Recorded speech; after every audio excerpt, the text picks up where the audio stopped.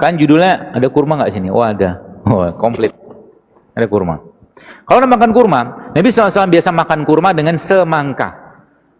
Kenapa? Sains ternyata menjelaskan bahwa ternyata Fa atau besi yang ada pada kurma ini itu terikat dengan sangat sempurna dan bisa meningkatkan fungsi Fa itu ketika dia ketemu sama vitamin C. Maka makanlah kurma dengan semangka atau jeruk. Kan tinggi itu vitamin C-nya. Atau apa lagi? Biar Anda kuat tulang-tulangnya, habis Anda makan kurma, Anda ngapain? Anda minum peresan jeruk nipis sama madu. Wah, you are strong man lah. Minum itu. Vitamin C dapat, enzim dapat, semua dapat. Dan perkasa luar biasa. Kenapa? Ada besi di sini. Kuat kita nanti. Dan jangan berlebihan. Termasuk ibu-ibu yang mau hamil atau sedang hamil, makan kurma boleh nggak? Boleh. Tiap hari. Tapi hanya 7 butir itu cukup. Nggak usah lebih. Kita masih butuh energi nggak? Masih butuh. Kita butuh protein. Protein kita dapat dari mana? Dari beliau ini. Ini minyak. Minyak apa? Ini minyak zaitun.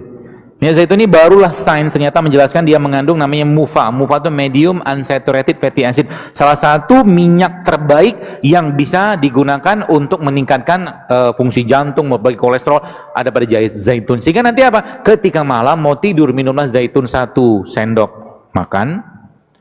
Ketika Anda bangun, ketika sahur, jadi sahurnya gimana nanti Pak? Gampang.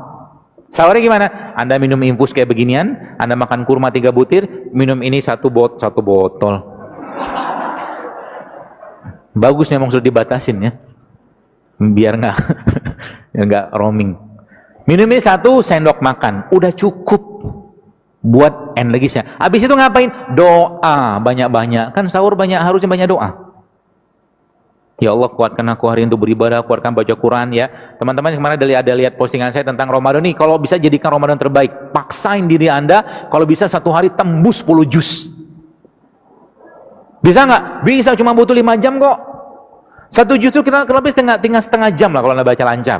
Katakanlah agak sedikit belepotan, 40 menit lah. 40 menit katakanlah kali 10 ya kurang lebih nggak ada 6 jam, 5-6 jam something lah cuman. Push yourself, sebab apa? Ibadah itu kalau nggak dipaksain sampai bila-bila masa, kata orang Malaysia bilang, nggak bakal bisa. Sampai mati pun kalau kita nggak maksain tahajud, nggak bakal bisa. Serius. Sampai kapanpun kalau kita nggak maksain sholat duha, 12 rakaat, nggak bakal bisa. Serius. Ibadah itu kudu dipaksain.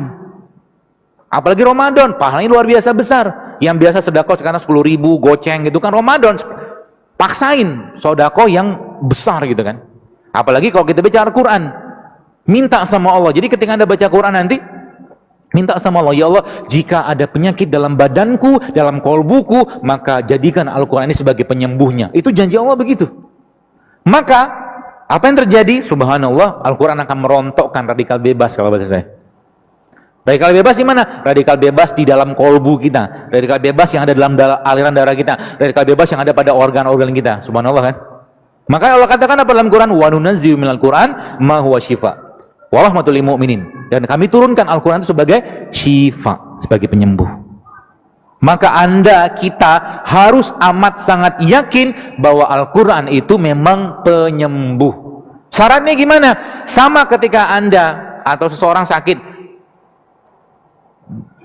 2 menit lagi ya? Habis. 1 menit deh.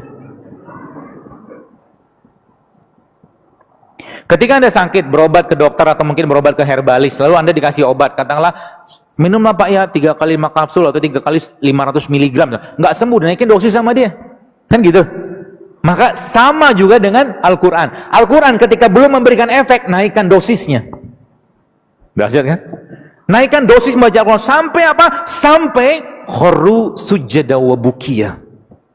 Kita tersungkur, bersujud, menangis, minta ampun sama Allah, maka saat itulah Allah akan mencurahkan rahmat dan ampunannya, penyakit-penyakitnya dibuang oleh Allah SWT.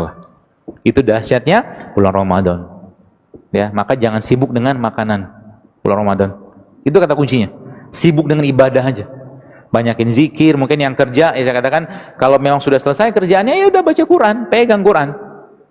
Ya. Dan kita harus komitmen untuk di Ramadan itu khususnya kita menjadi sahibul Quran. Kita menjadi temannya atau sahabatnya Quran. Gitu ya, teman-teman sekalian, mudah-mudahan bermanfaat. Dan kajian-kajian saya khususnya ya, saya katakan ini bukan kajian untuk sekedar dicatat, tapi dipraktekkan. Kalau cuma catat doang, besok masih nyampah lagi, sama juga bohong. Gak usah datang kajiannya. Anda harus berubah. Sebab apa? Apa yang kita masukkan dalam diri kita saat ini, itu akan menjadi gen yang akan kita wariskan ke generasi depan. Ya, dan kita lihat Indonesia saat ini luar biasa besar ya. Apa boleh saya katakan? Ya boleh saya katakan peracunan tanda kutip makanan kita saat ini mengerikan luar biasa. Sehingga apa? Tandanya apa? Autoimun zaman dulu nggak banyak, sekarang berjibun, berlimpah autoimun. Penyakit-penyakit yang nggak ada 50 tahun itu sekarang